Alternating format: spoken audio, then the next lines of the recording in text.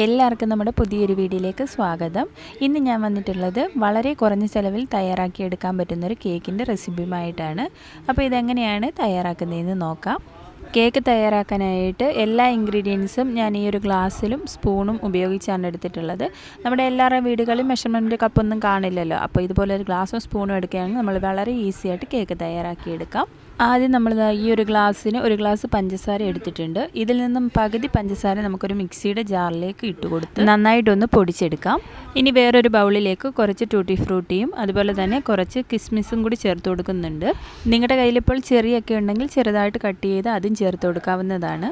ഇനി ഒരു പാനിലേക്ക് നമ്മൾ നേരത്തെ മാറ്റി വെച്ചിരിക്കുന്ന പകുതി പഞ്ചസാര ചേർത്ത് കൊടുക്കാം. ഇനി ഇതുപോലെ ഒന്ന് നിരത്തിയതിന് ശേഷം ഒരു ലോ ഫ്ലെയിമിൽ വെച്ച് നമുക്കിതൊന്ന് ക്യാരമലൈസ് ചെയ്തെടുക്കാം. പഞ്ചസാര ഇതുപോലെ ഒന്ന് ക്യാരമലൈസ് ആയി വരുന്ന സമയത്ത് എടുത്തു വെച്ചിരിക്കുന്ന ആ ഒരു ഗ്ലാസ്സിൽ തന്നെ ഒരു ഗ്ലാസ് വെള്ളം കൂടി ഇതിലേക്ക് ചേർത്ത് കൊടുക്കാം. വെള്ളം ഇതിലേക്ക് ഒഴിക്കുന്ന സമയത്ത് കുറച്ച് കട്ടിയായിട്ടായിരിക്കും ഉണ്ടാവുക. അത് പേടിക്കേണ്ട കാര്യമില്ല. ഇത് നല്ലപോലെ ഒന്ന് തിളച്ച് വരുന്ന സമയത്ത് അതൊന്ന് മെൽറ്റായി കിട്ടും.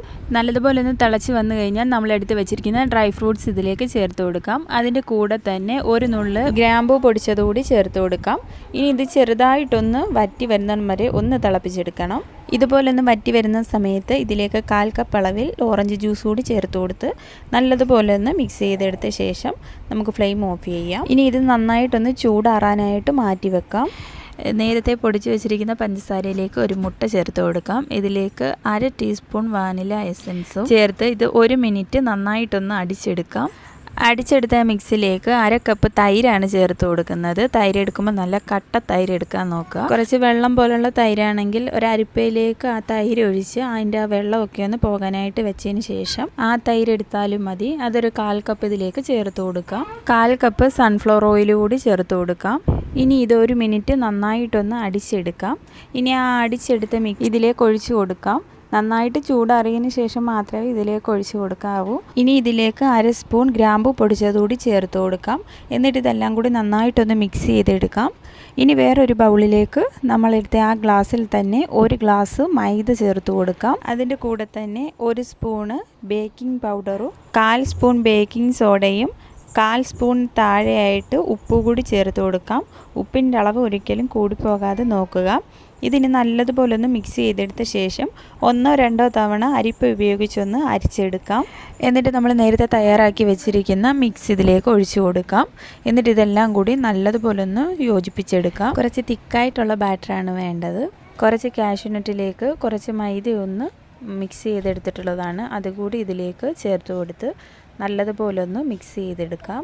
ഇനി ഒരു കേക്ക് ടിന്നിലേക്ക് കുറച്ച് ഓയിലും കുറച്ച് മൈദയും ഒന്ന് സ്പ്രെഡ് ചെയ്ത് കൊടുത്തിട്ടുള്ളതാണ്. ഇതിലേക്ക് നമ്മൾ തയ്യാറാക്കി വെച്ചിരിക്കുന്ന കേക്കിൻ്റെ മിക്സ് ഒഴിച്ചു കൊടുക്കാം. ഇനി ഇത് നല്ലതുപോലെ ഒന്ന് ടാപ്പ് ചെയ്ത് കൊടുക്കാം. ഇതിലെന്തെങ്കിലും എയർ ബബിൾസ് ഒക്കെ ഉണ്ടെങ്കിൽ അതൊന്ന് പോയി കിട്ടാൻ വേണ്ടിയിട്ടാണ്. ഇനി ഒരു പഴയ കുക്കറിലാണ് ഞാൻ കേക്ക് ബേക്ക് ചെയ്തെടുക്കുന്നത്. ഇതൊരു 5 മിനിറ്റ് നല്ല ഹൈ ഫ്ലെയിമിൽ വെച്ച് ഒന്ന് പ്രീ ഹീറ്റ് ചെയ്തെടുത്തിട്ടുള്ളതാണ്. ഇതിലേക്കൊരു റിങ് ഒന്ന് ഇറക്കി വെച്ചിട്ടുണ്ട്. ഇതിലേക്ക് നമ്മുടെ കേക്കിൻ്റെ ബാറ്റർ വെച്ച് കൊടുത്ത് കുക്കറിൻ്റെ അടപ്പിൻ്റെ ഗ്യാസ്കറ്റും വിസിലും ഊരി മാറ്റിയതിന് ശേഷം വേണം നമ്മളിത് അടച്ച് വെക്കാനായിട്ട്. എന്നിട്ട് ഇതൊരു 30 മിനിറ്റ് നമുക്കൊന്ന് ബേക്ക് ചെയ്തെടുക്കാം. 30 മിനിറ്റ് കഴിയുന്ന സമയത്ത് ഒരു സ്റ്റിക്ക് കൊണ്ട് ഇതൊന്ന് കുത്തി നോക്കി അതൊന്ന് ക്ലിയറായി വരികയാണെങ്കിൽ നമ്മുടെ കേക്ക് ഇവിടെ റെഡി ആയിട്ടുണ്ട്.